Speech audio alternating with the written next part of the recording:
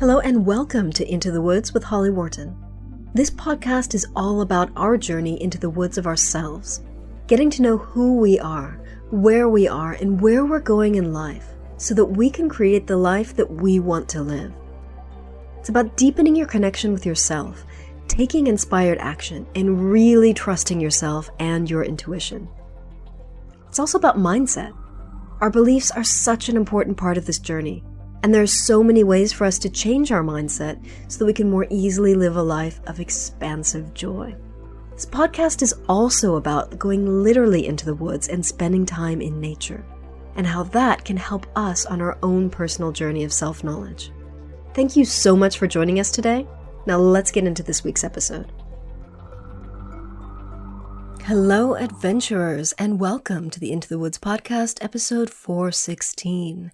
This is your host, Holly Worton, and I'm back with another solo episode. Today, as promised, I'm talking about lessons learned from my first ultra.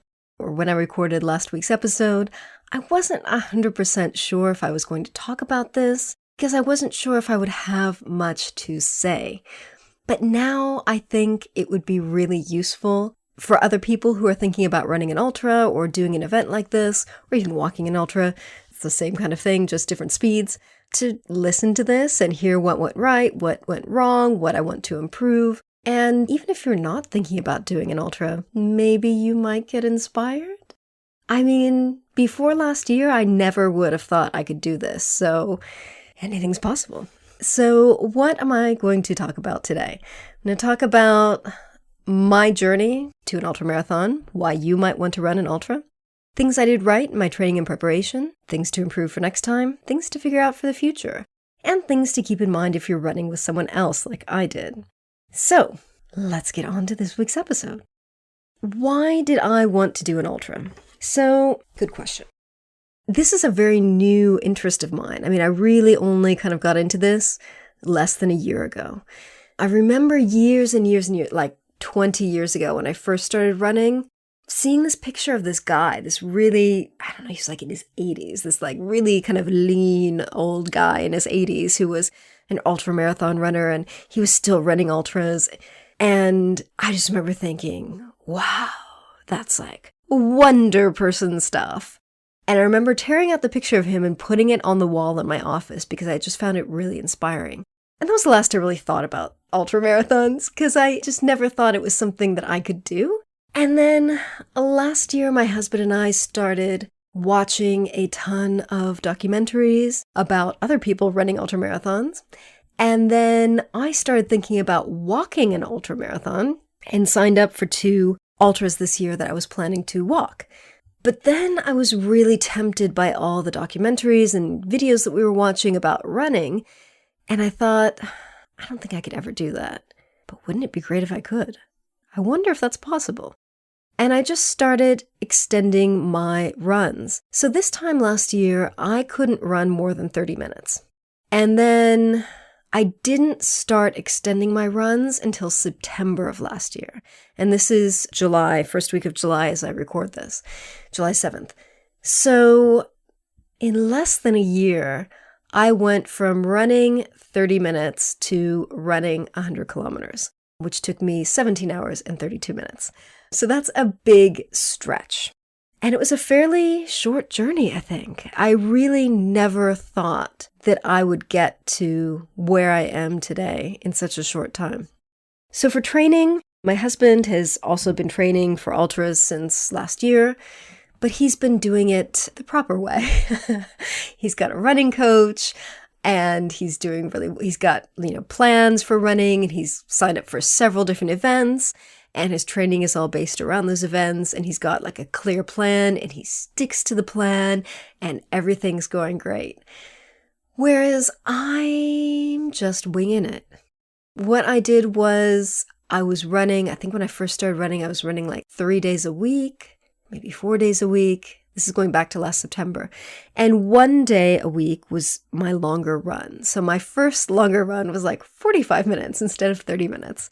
And then every week I just extended that long run by 10% and just went from there and just kept extending and extending until I got to a marathon in February, and then 50 kilometers in March, and then 57 kilometers in April.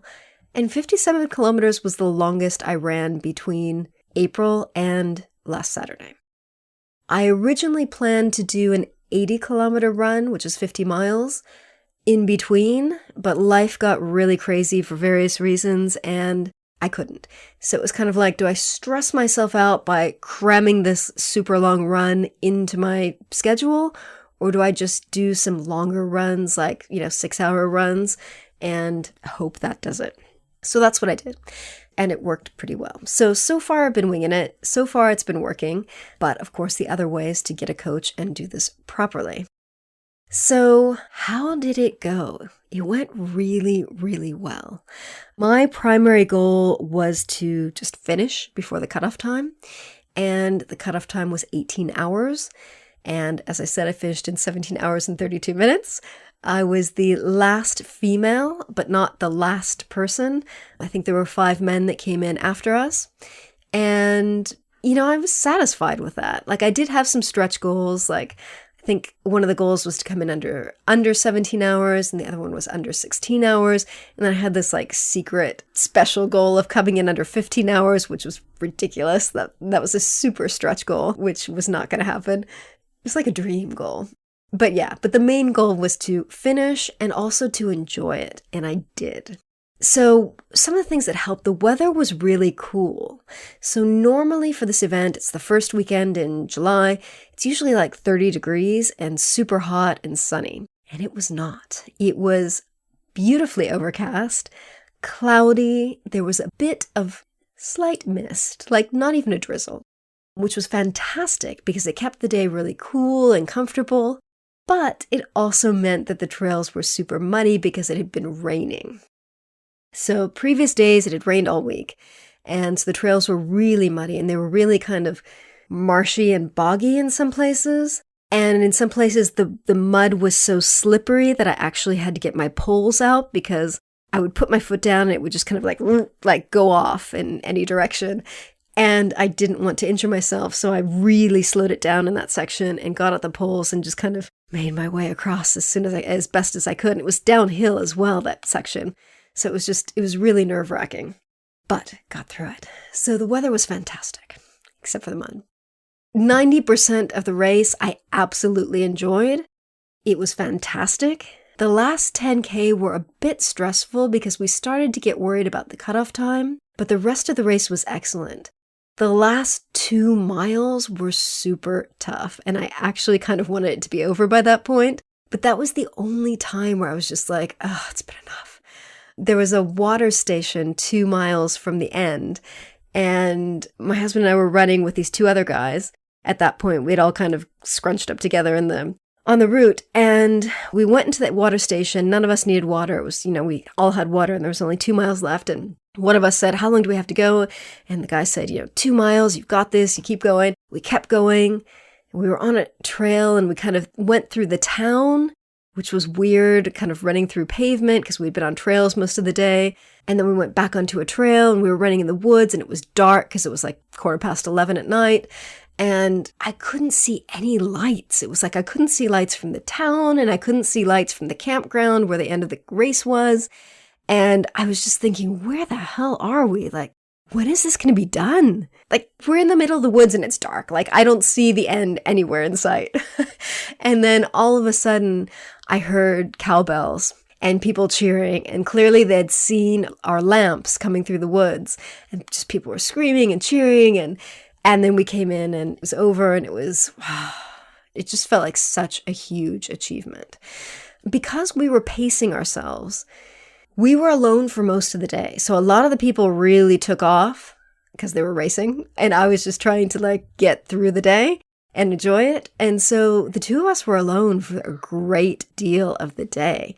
It was really surprising. I really didn't think that it would be that kind of private. It was our own race.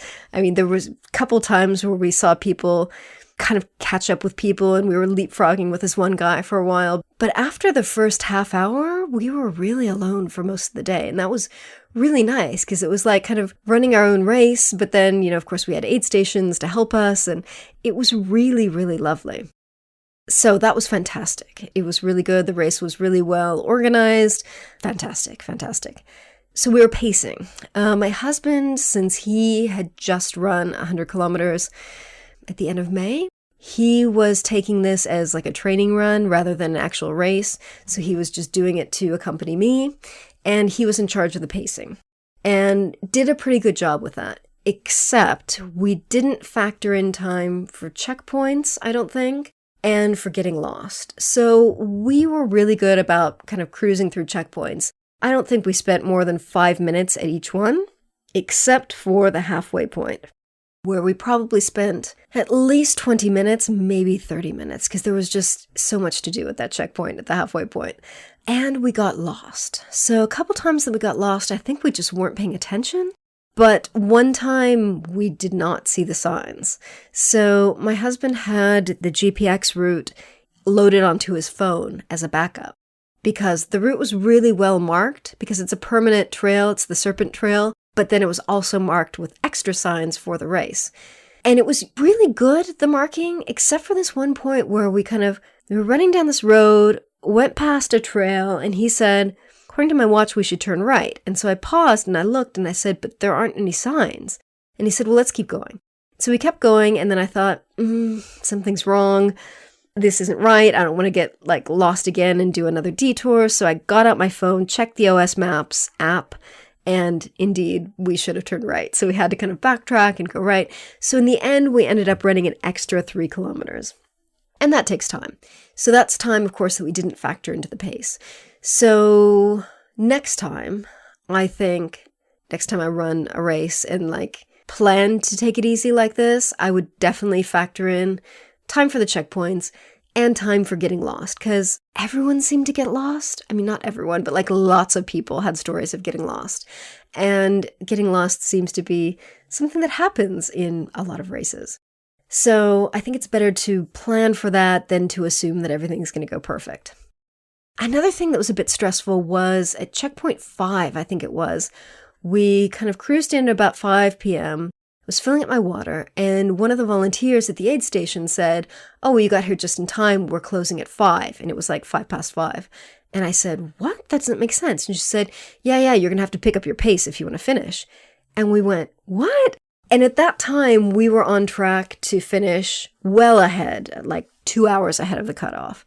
And we were really confused. And she said, yeah, we're closing now. And I said, but the sweeper hasn't gone through. So at the end of each race, they've always got a person called the sweeper who runs at the pace that you need to run to meet the cutoff time. And that person kind of sweeps everyone off the course who's running slower than them. So the sweeper was nowhere in sight. We'd actually seen the sweeper at the halfway point. He was sitting in a chair waiting to go. And we said, we hope we won't see you. And he said, no, don't even worry about it. You guys have plenty of time. Good luck. So that really stressed us out. And it was really confusing because it was well, we had calculated this, but she's saying that and her information was wrong. But it really kind of threw us off mentally for a bit until we got to the following aid station and they were like, no, that's wrong. Don't worry about it. But we were kind of messed up for a while. But aside from that, my mindset was excellent. Except when we had that wrong information, I never doubted that I'd finish. I never thought about quitting, and I didn't have any low points, which is really weird. A lot of people say that you kind of go through the whole range of human emotion on an ultra because you have highs, you have lows, but I just had a really wonderful day, and I was commenting this on Facebook. And Jane Talbot, whom I've mentioned here on the podcast and who's been a guest here on the podcast before, mentioned that I had perfect mind-body teamwork. And I really liked that concept because I'd done so much work on my mindset with Jane and it really paid off. I mean, I felt great mentally the entire day. It was definitely a challenge. It wasn't easy, but it was enjoyable. It was joyful. So mindset was great. Clothing was great. I didn't have any clothing problems. The only thing I would do is bring an extra full set of clothes for the next time because I brought an extra shirt to change at the halfway point in my drop bag. I would next time bring an extra pair of shorts and underwear just because I was so sweaty. It would have been nice to change my full set of clothes. But I didn't know there would be a changing room. Now I know sometimes there's a changing room, so Next time in my drop bag, I would definitely add a full set of clothing. Everything else I had in my drop bag was good, and I can share my checklist of things in the show notes of all the stuff that I brought. Blisters, I got 2.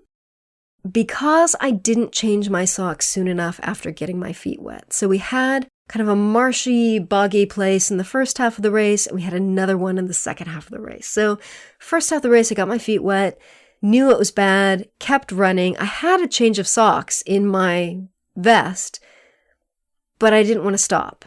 So I got a blister on my heel. Changed my socks at the halfway point.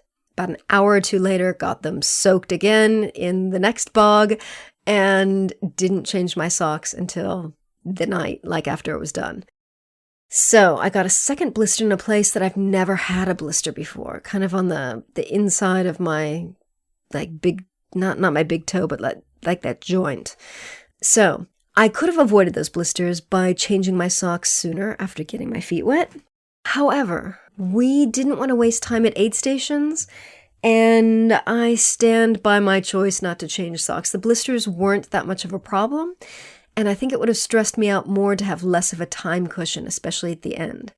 What I should have done before going, and I knew this but didn't do it, was I should have taped my heel. So the back left side of my heel tends to get this weird blister kind of right on the edge where the heel kind of goes up to the side of the foot. And I get that when I'm doing like a speedy hike. But I thought, this is a race. I'm going to be running. I'm not going to be hiking. But of course I was hiking up the hills. I was like speed hiking up the hills. So I should have taped my foot.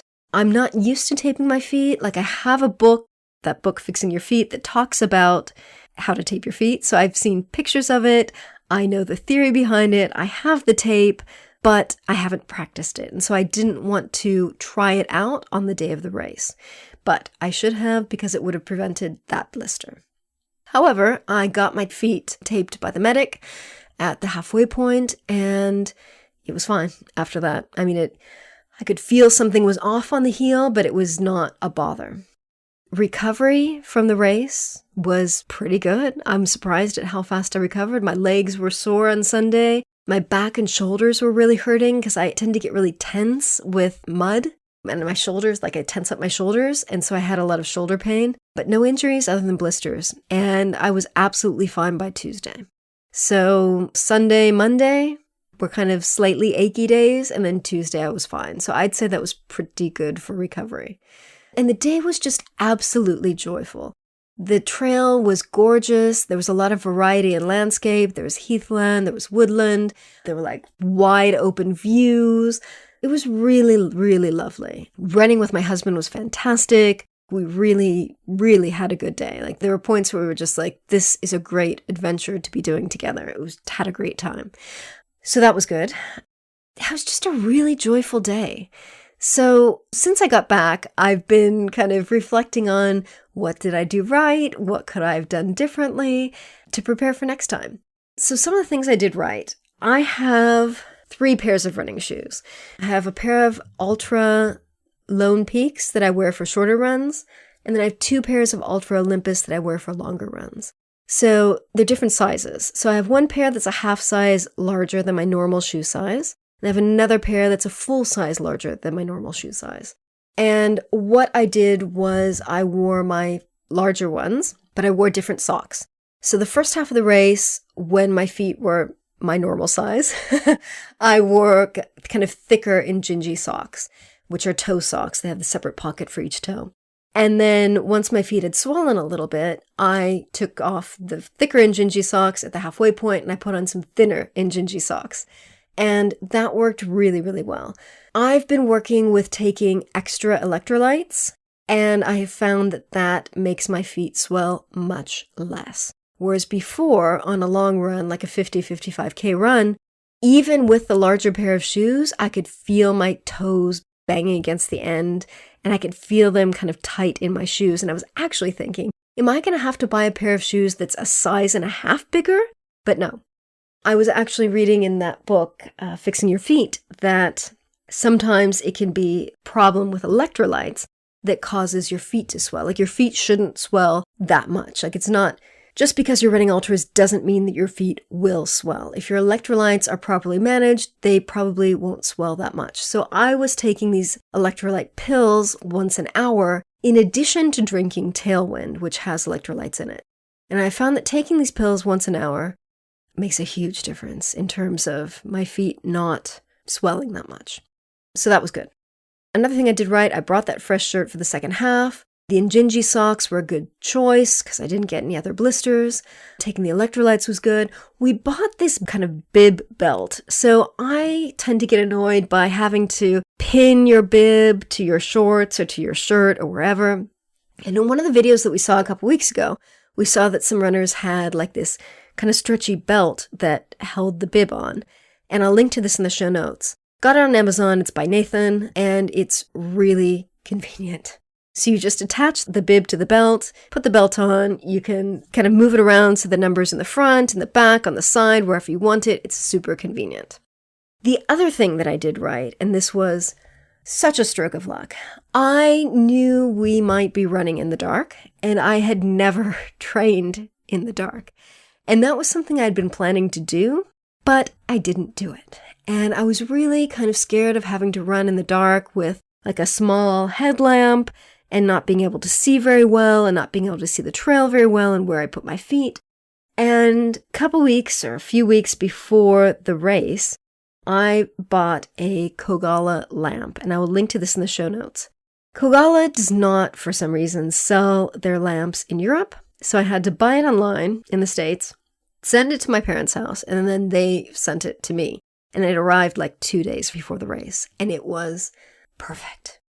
This is the best lamp. It just completely illuminates everything in your field of vision. It is so bright. And the battery pack that I got will keep the lamp running at the highest setting for 9 hours. So it's just incredible. It's so bright that those two guys that caught up to us at the end said that they saw my lamp and thought that I was the aid station because it was so bright. But then they saw that the light kept moving, and so then they realized it was a runner. But like they thought I was the aid station. It was so bright. It just perfect. It was wonderful. It was like I want to run in the dark more because I now have this fantastic lamp and I can just run. So anyway, Kogalla.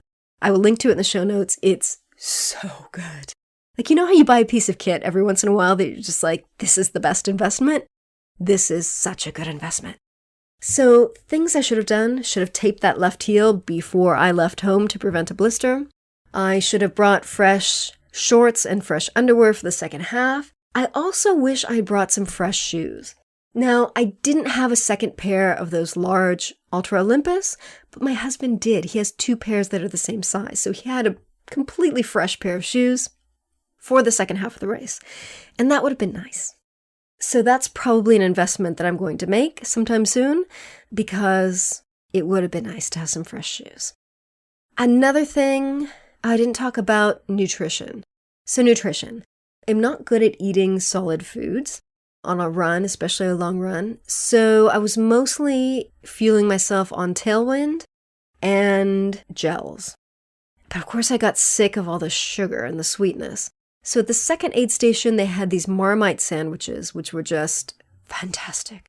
And I ate a Marmite sandwich, and I should have grabbed another one for later, but little did I know they weren't going to have any more anywhere else. And I think I ate a bag of crisps, and then throughout the day, the only other solid food that I ate were bananas. I had, I think, 2.5 bananas. And then at the main checkpoint halfway through, I went to look for sandwiches, and all they had were jam sandwiches, and that just thought of that was gross. So I got slices of cheese, and so I ate a slice of cheese. Should have had more cheese, but I only had one. But I should have brought more savory foods. I really didn't realize there wouldn't be enough savory sandwiches. My husband had run a race, like I said, a couple months ago, and they had tons of sandwiches. Like they had cheese sandwiches, they had ham and cheese, they had vegan cheese, they had all kinds of sandwiches. And so I guess I assumed that we'd have that here, but they didn't. And I'm not a big sandwich eater, but it was like I was too tired to chew crunchy foods. And I don't know if that makes sense to you, but that's how I felt. Because I remember kind of going through an aid station later on, and my husband was saying, do you want some crisps? Do you want some peanuts? Because I had little bags of peanuts. And I was like, I'm so tired. I can't chew crunchy things. Like, I just want some crappy white bread with something salty on it. Like Marmite, cheese, whatever, but like something soft and easy to chew. And that wasn't an option. So I think next time I will bring some savory foods, maybe some cheese in a little bag, something salty and fatty and savory to chew on and to eat, something that's easy to chew. Another thing I should have done was to bring more kind of liquidy gels. So my sports gels, I had a wide variety of gels. I had some goo gels, which are really thick, and I really like them because they are thick and they give me that sensation of kind of eating something. But towards the second half of the race, it was like I was too tired even to like eat the goo gel. And so I wished I had more of the kind of liquid gels. So there are these other gels by this brand called High Five, which they're kind of cheap gels. I don't know if they're as good as other gels, but they were delicious. They were really easy to take because they're very kind of thin and liquidy and very easy to get down. So I wish I'd brought more of those. Towards the end of the race, about the last 20 kilometers, I started to get a little bit kind of nauseated. Not bad. I never felt like I was going to throw up, but I had kind of that last banana and I was like, oh my God, this banana is delicious. And then 10 minutes later, I was like, not so good. So I kind of felt sick to my stomach. And I'd had some ginger candies. There were these individually wrapped ginger candies, which I bought in case I got sick to my stomach. But they were like, I should have put them in a little baggie or something, but I didn't. And so they were like these tiny little candies, individually wrapped, floating around in my vest. And I was just too tired to fish around and find them. So should have put those in a baggie for next time. I also had some ginger chews in my vest, and I took them out at the halfway point because I thought, well, I'm not at all sick to my stomach, so I'll just take these out of my vest so I don't have to carry them around. Bad move. They were in a nice little box. They would have been easy to grab. I should have kept those in my vest. So ginger, chews, or candies, definitely have those in an easy to grab way for the second half of the race.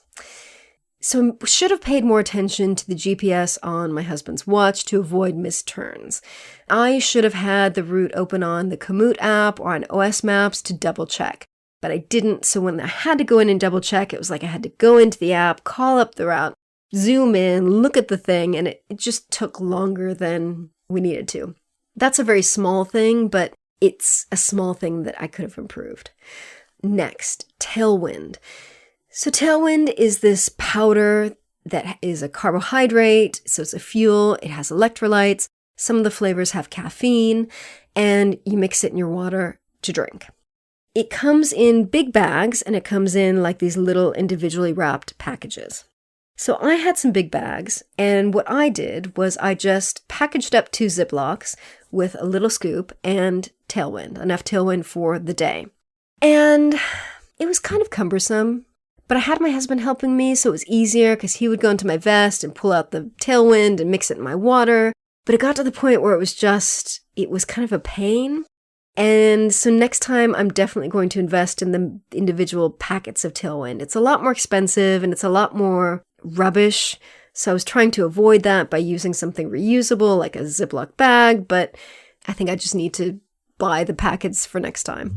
I also should have brought sunscreen in my drop bag. Now, it was on my list, so I don't know why I didn't bring it. Somehow I missed it. I think I was planning to apply it before leaving and then put it in the drop bag, but I didn't do either. So I didn't have any sunscreen on, and thankfully it was quite cloudy, but I still got a little bit sunburnt.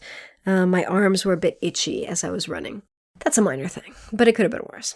Next, I should have cleared out my calendar for about 2 to 3 days afterwards to just rest and only do minimal work and not have any calls. But I didn't do that.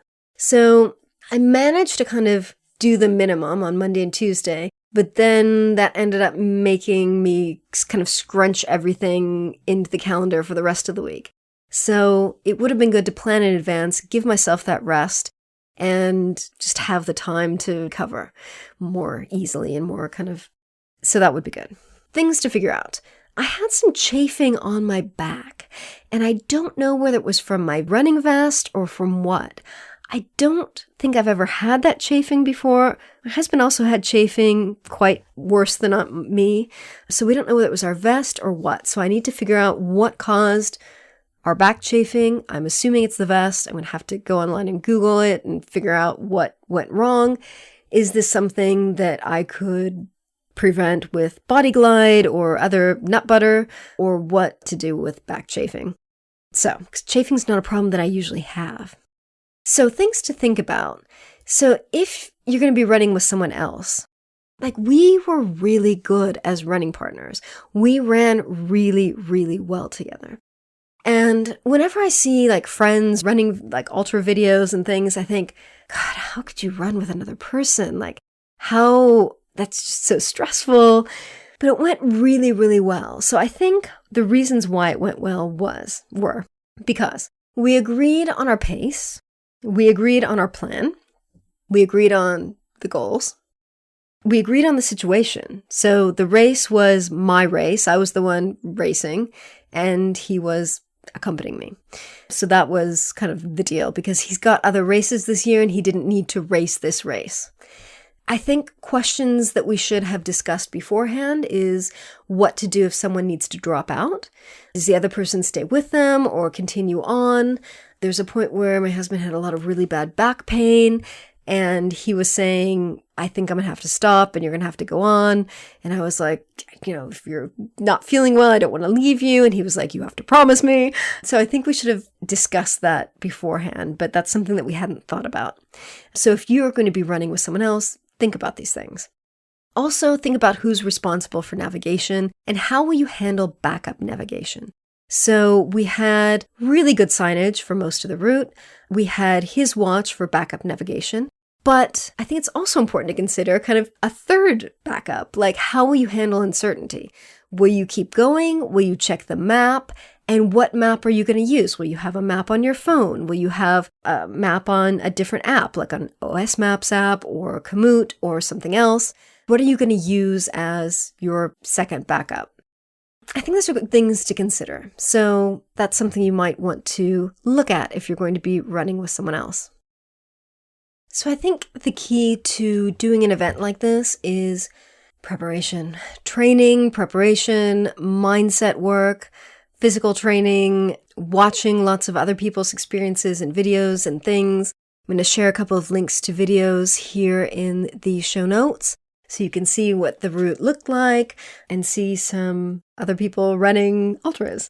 And again, you may or may not be a runner. I know a lot of people that listen to this podcast are not runners, but you might want to walk an ultra. You might want to do some other kind of event.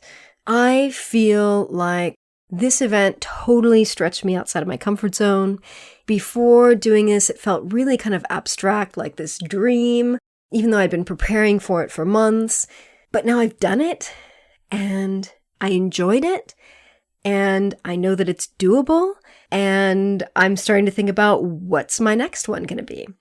My next goal is definitely to do 100 miles, and I'm hoping to do the South Downs Way 100 miles next year.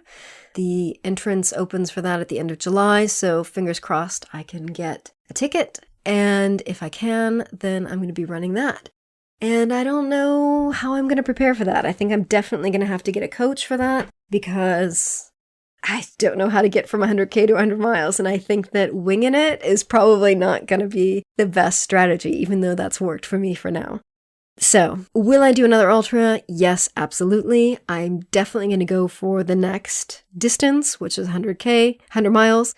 And I'm going to see what other events I can do between now and then, and see what I need to do to train. But if I've learned anything from this experience, it is preparation and training can make it just absolutely delightful and enjoyable and wonderful. I think this was really an ideal experience for my first ultra. Like, I still can't believe it went as well as it did. Like I said, that last 10K was a bit difficult. The last 2 miles were really just wanted it to be done, but the rest of it was just absolutely wonderful. And even towards the end, it wasn't like I was like crying and upset and like fed up. Like, it was fine. I was just tired. I was too tired to chew crunchy things. Like, if that's your biggest problem in an ultra, things are going pretty well. So yeah, so I'm really, really pleased with the experience and can't wait to see what happens on the next one. So if you have any questions, please feel free to get in touch. Ask me any questions you might have. I've got links to the show notes so that you can see some of the products and things that I've talked about. That's about it. I'm happy to answer any questions you have. This was such a great experience, and I would love if you even have the slightest inkling of a dream or idea or wondering, could I do something like that? Get in touch, and I will tell you, yes, you probably can do something like this, because I never thought I could do this, and here I am. And here we are. So, do an ultra. It's great. It's a great stretch out of your comfort zone, I mean, as I always say, like, anytime I stretch out of my comfort zone in one area of my life, that stretches my comfort zone in all areas of my life. And, I think I had a great mindset going into this, thanks to my work with Jane. My training was great, and I took it easy. I didn't push myself, paced myself at like a great pace to get it done and enjoy it. So, I did a lot of things right. So I'm very, very pleased with the experience. So that's it. That is all for today's episode. Please drop me a line. Let me know what you thought. You can email me at holly@hollyworton.com and get in touch. And let me know if you have any questions. That's it for now. Next week's episode, we will be hearing from Leslie Walden. We're going to be talking about adventures in perimenopause. So we're going to be talking about perimenopause and fitness and adventures and how our bodies change later in life and how to prepare for it and what to look out for and how to deal with it and all that fun stuff. So thank you so much for listening. And remember to visit hollyworton.com/416 for the show notes on this episode. Happy trails. Thanks so much for listening to Into the Woods with Holly Worton. You can find more information about today's episode, including links for topics that were discussed, at hollyworton.com. That's HOLLYWORTON.com. If you'd like to connect with other listeners and get support on your journey, I would love for you to join my private community on Patreon. That's patreon.com/Holly Worton. That's patreon.com/Holly Worton. Thank you so much for listening, and I look forward to seeing you next week.